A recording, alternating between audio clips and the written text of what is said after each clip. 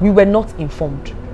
I was not in town. I was in Abuja. I just got a call from my manager saying that a certain guy just drove past with a megaphone saying, you people should pack your things. We are coming to demolish this place in the next 1 hour. Who does that?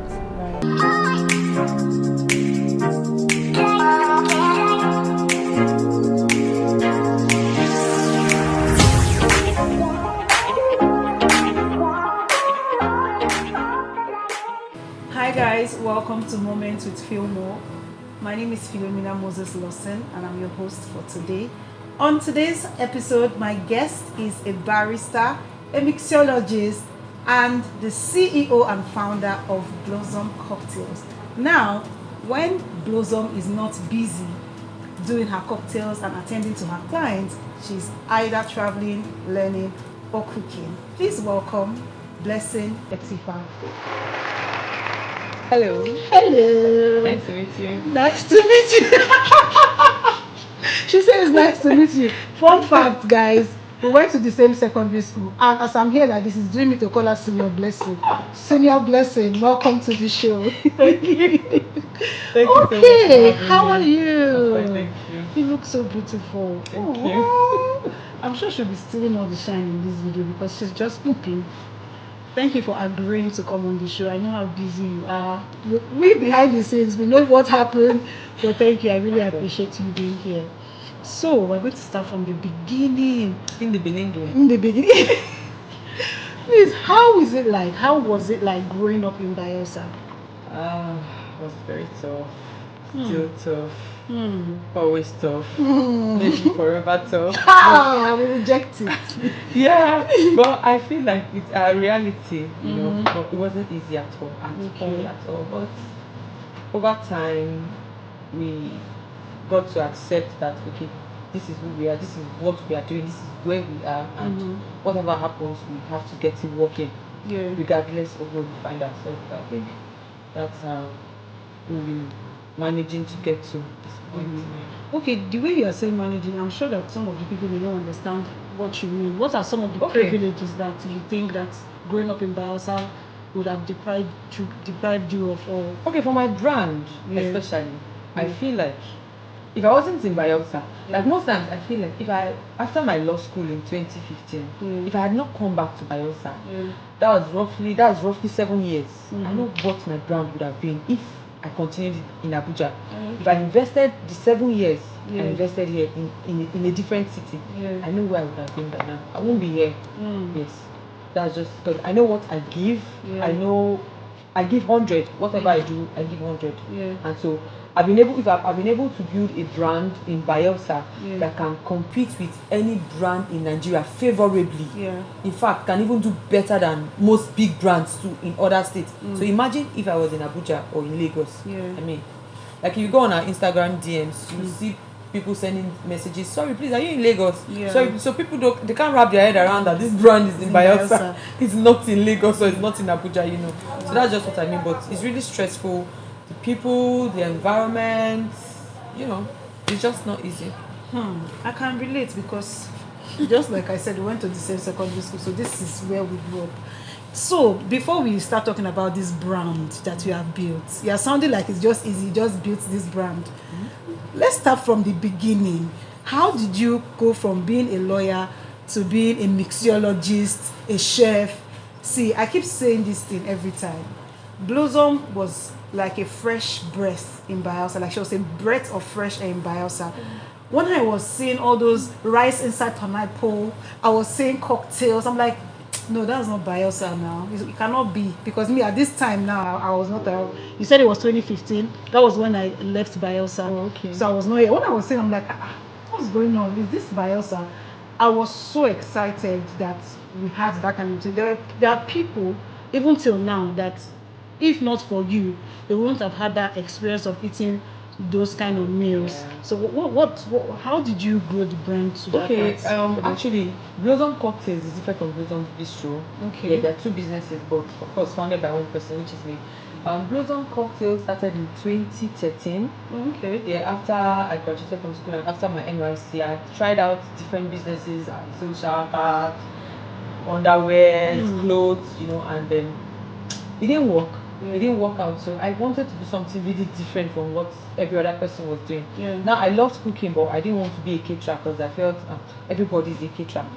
So at that point in time, we didn't really have any cocktail brand that was, and it was something I loved doing. Yeah. I used to make cocktails at home for family gatherings and all of that. So I just said, okay, since I already loved making cocktails, I make cocktails for family gatherings, I could make out something from that, So when I decided, I'm like, okay, let me start. I found someone which was my friend at the time who made cocktails. I called the babe, can you teach me how to make cocktails? She said, oh no, I have to pay about 80,000 or so.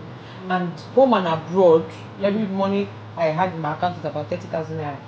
Then, so I'm like, I don't have that amount, but after the back and forth, my mom was like, what do you want to learn from the ones you've been doing for us? Can you use that to start your business? And then maybe much later you can learn. Okay, that works. So I went to Swahili Market with that 30,000 naira, bought glasses, bought trays, and I think I printed some flyers and a complimentary card. So I had that. That's how I started. Yes. So we did that 2013. We started August 2013. So for surprisingly, of course, there were people that didn't know what cocktails were. So I just went on YouTube and internet. I browsed pictures. I just had a lot of pictures on my phone. So I just showed my clients that this is what I want to do. This, and they'll be like, this thing here, you fit do them. Both the ones that I could do, the ones that I could not do, I will just tell you, yes, I can do it. Allow me. So the first Saturday we had an event. That was August. That second week of August in 2013. From that Saturday, we started having job every Saturday. I'm like, now so this thing be. So some people I'll call and explain. So some I would say some knew, but very few people knew what cocktails were, But we started having events back to back until 2014 when I had to be in law school. So I took a break. I went to law school, and then when I got to law school, that was when I now saw that there was an app called Instagram. I logged on to Instagram, I signed up, and then I saw different cocktail brands in Lagos, Abuja, and I'm like, what have I been doing? Jesus, no. Because usually, before now, at the time, I'll get a table, put tablecloth, put my glasses. I saw those cocktail brands. They use fine bars, beautiful glasses. I said, no. This is what I'm coming for. So I was just waiting to finish my law school. So immediately after law school, I went to Lagos. So I said I was just going to enroll in a cocktail class and just get the basic knowledge, at least to add to what I already know. The same thing happened. I got to Lagos, we had shops, bought glasses, different martini glasses, margarita. I bought everything I saw on Instagram. I was ready to come back to Bayelsa'S with fire, So when I got all those glasses, I already called the school to enroll, and my friend said, who goes for cocktail training? Are you serious? That money you can put it to good use, you can do this. Please continue with what you already know. I said, this month I don't come back. I said, okay, that's how I didn't go. I came back again to Bayelsa'S, and then we started. But it took a while because I went on a long break, so it took a while for people to know that okay, to come back. But immediately we started. That was it. Yes. So the very first event we had.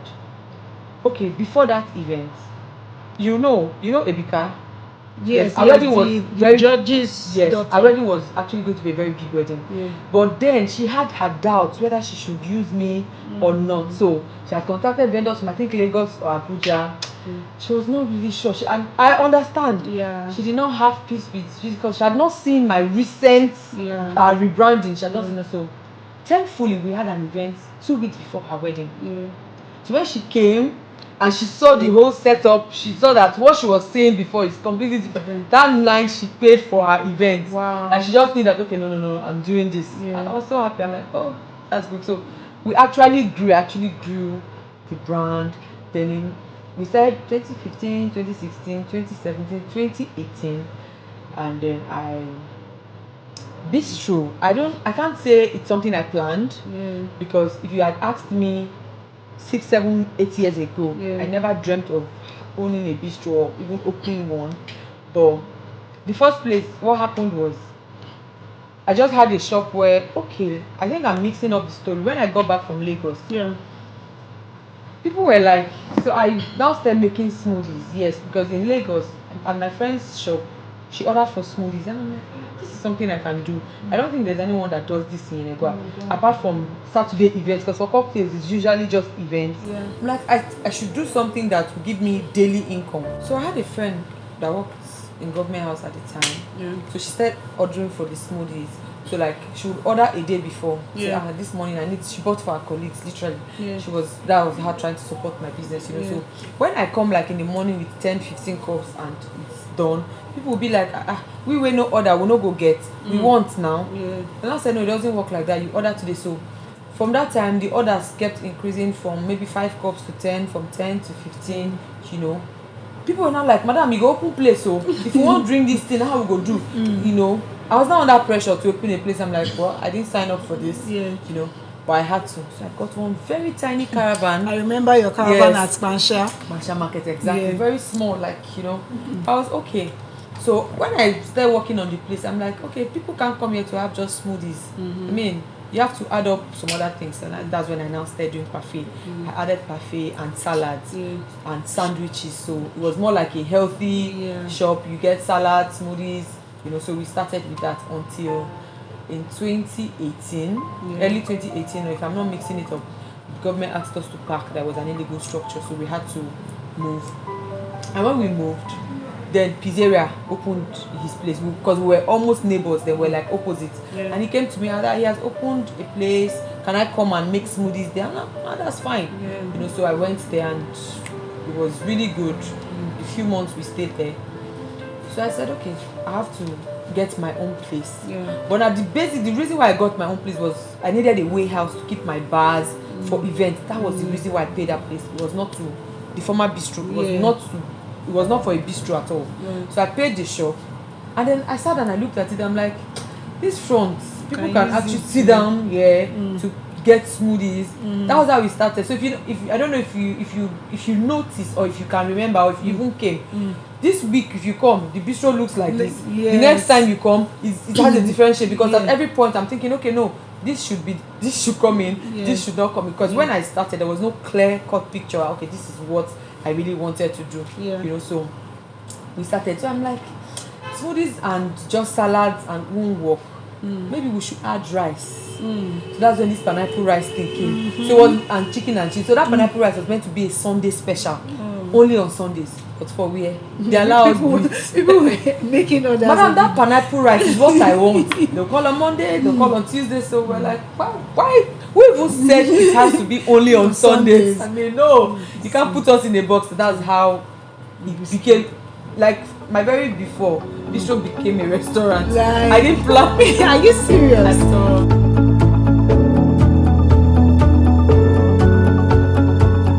Okay, so you have been telling us about how you started getting orders, you now opened the bistro. It sounds so sweet, but I know that it was not this sweet. I remember the time that you had to move from that Spansha place, the tiny caravan.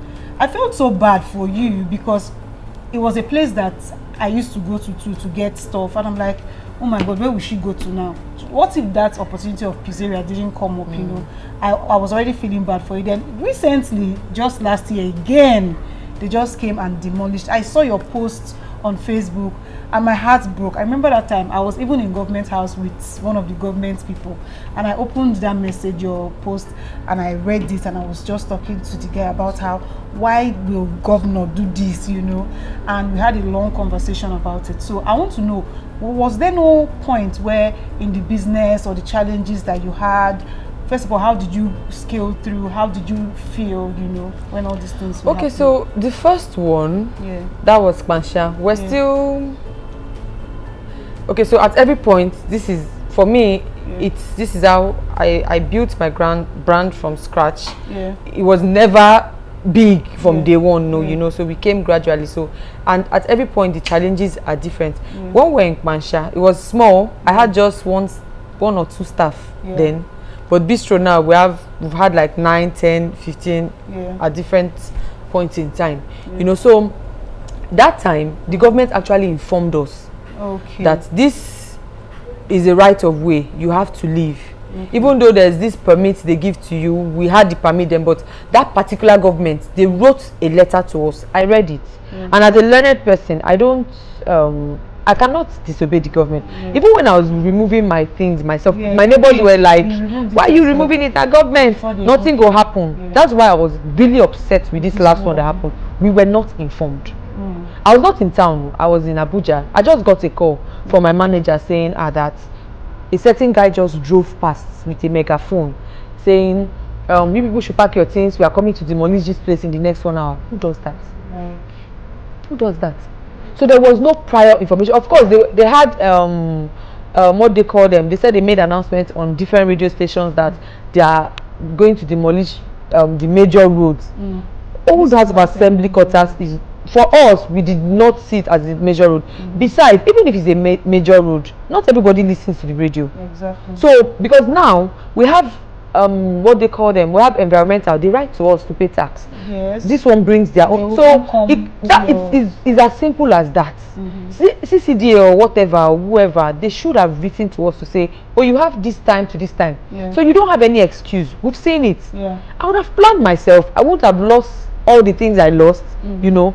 But no, there was no prior information. They just came and demolished. And you know why it was so hurtful? In 2020, we just rebranded and expanded because we took the other shop that was beside, we broke in and we got bigger. I know how much I put into that place in 2020, and then 2021 May, barely a year, you came and just demolished. I thought I was going to die. As a matter of fact, I thought I was going to die. I didn't think I would see through that and then now get even a bigger place. No, I didn't. But so how was, now you felt like you were going to die?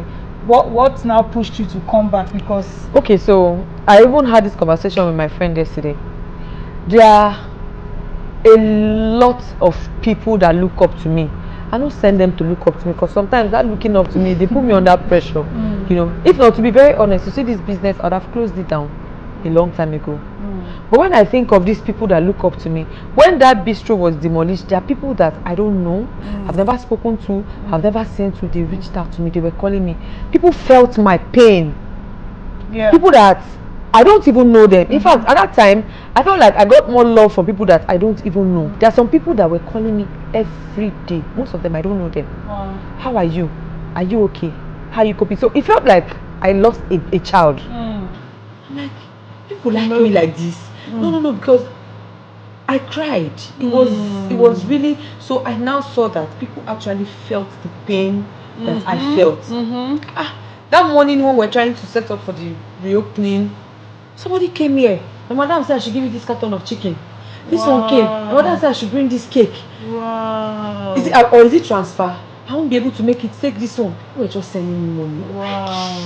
Wow. You know, so it was, when I think of all those things, it's not easy. I won't tell you, especially the last 4-5 months. It's been really, business in Yenegua is one of the toughest things to do. Right. Because the government policies, the people, it's not just helping. But when for me, if I've told myself that I want to do something, I try. On so many occasions I've thought of just close it down. That's how I feel sitting down right now. You know, but then again, I just had this conversation with my friend yesterday. I feel like I know a lot of people that do what I do now because they saw that I did it and it's possible, it's working. I know a lot of people like that in Yenegua. A lot of people will tell me, because you did it and you are doing it, you showed us that it's possible. So when I sit back, what am I telling these people? Like, I'm tired. You know, so I told my friends, I said, I'm tired of living my life for people. Because right now, presently, I feel like this whole entrepreneurship thing in Bayelsa, I'm doing it because of people. Because it's almost like I'm trying to say, okay, I'm strong. I can do it. Okay, maybe I don't want to be seen as a failure. Okay, I started something, and because the brand is already, you know, is there. So I said, okay, whatever it is, no matter how, you just keep pushing. So to be fair, I'm part of the people that maybe is putting that pressure on you, because I cannot imagine coming to Bayelsa and not seeing a Blossom Bistro. Maybe I'm part of it. I'm one of the silent people. But I feel like this weight is on you because of you are the pioneer of these things. Like I said earlier, like seeing rice inside pineapple. Now, where do you want to go and see? There are people that have not left Bayelsa. Yeah. I was part of the people that didn't travel out of the states till like I was like maybe late in my secondary school, and then I just come back that day. I didn't experience what a cinema was living in Bayelsa until I was in the university. So you can imagine some kind of, and I had to travel to Port Harcourt to have that experience.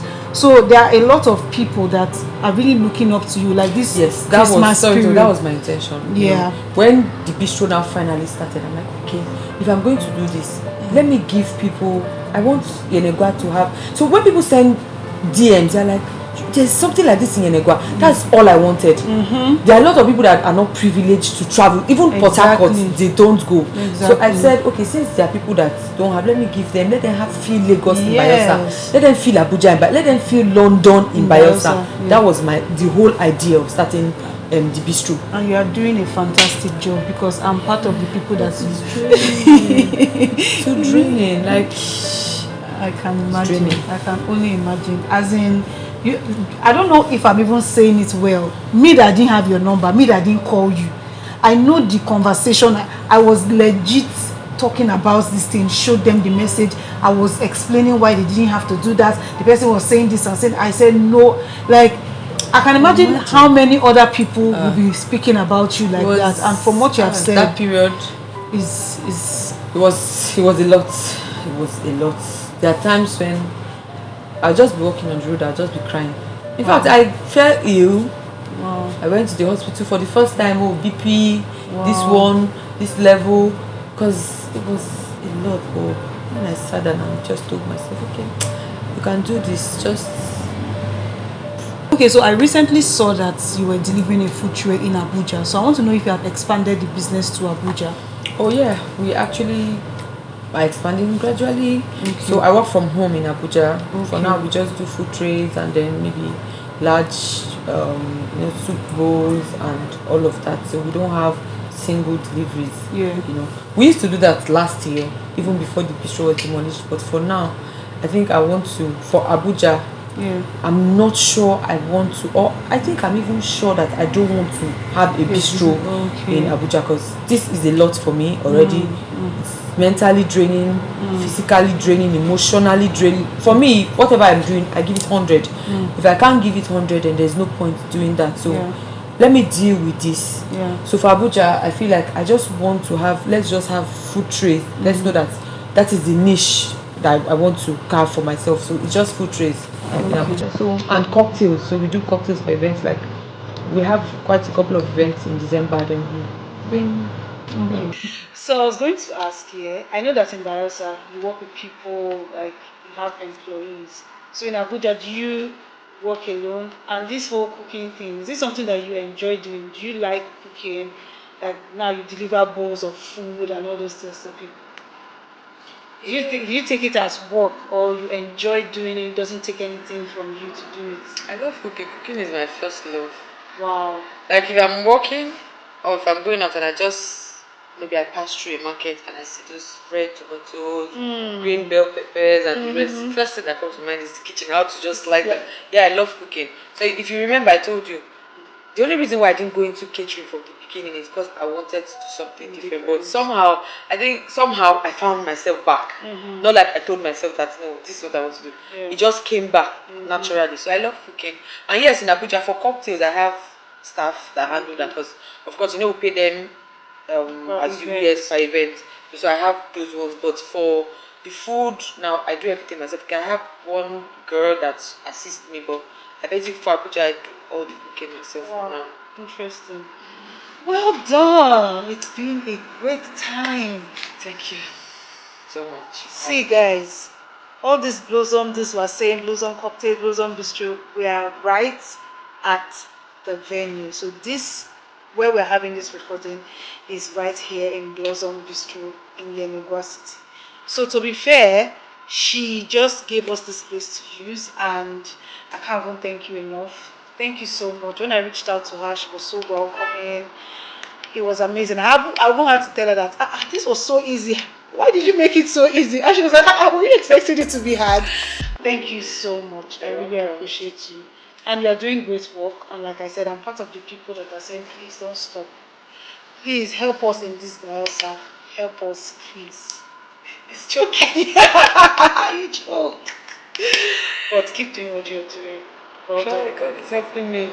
Because like I said, thank you so much for having me. Thank you for using the bistro. So anytime you visit Bayelsa, you know where to come to. Our special is the pineapple rice. I recommend 100%. If you have any events, meetings, work meetings, you need cocktails, you need food, she's the one to call. So yeah. Thank you. Thank you for coming. And until next time, I will see you on the next one. Bye bye.